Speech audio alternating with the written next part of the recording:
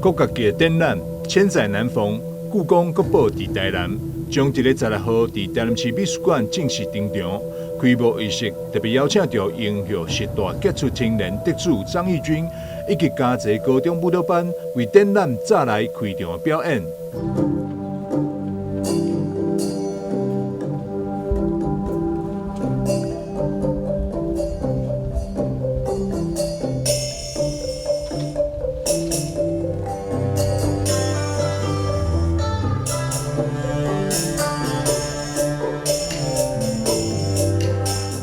市长王伟特表示，这次国宝来到台南展出时间相当的长，市府总动员以相关规格来迎接，并采取上严格安全措施以及相关的保险，以确保国宝安全。跟故宫国宝出国，规格其实差不多了。虽然是在国内，但是还是离开故宫本院，因此相对的这个严密的安全措施我们也请台南市检察局来全力配合。那在这么难能可贵的故宫国宝出访，我们也希望我们的市民朋友们能把握展期的时间，来到我们台南美术馆。这个计划的期程本来是在年底结束，那年底结束我们做一个总结。那其实最主要的目的是为了庆祝台南建市400年。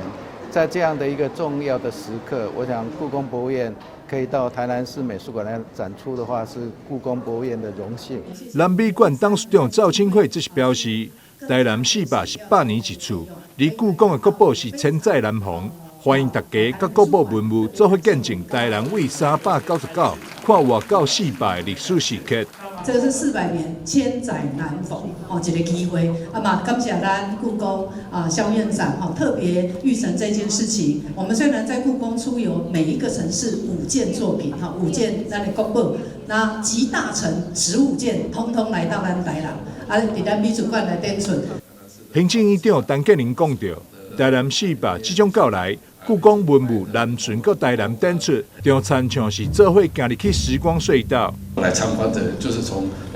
399年进入400年这个走入时光的隧道。那实际上这真的是时光的隧道。我刚才查了一下《清明上河图》是在1086年的时候，公元1086年，所以叫做千载难逢真的是有将近1000年前的这个古迹。这次展览展出故宫上受到欢迎的文物翠玉白菜、玉龙文盘、白玉锦荔枝、甲珐琅彩瓷实施造型把壶等15件国宝文物精品。南美馆林秋峰馆长表示，由于是故宫国宝第一次来到台南展出，南美馆伫展览空间设计上是相当的用心，有别以往伫其他所在展示方式，真具有卡斯。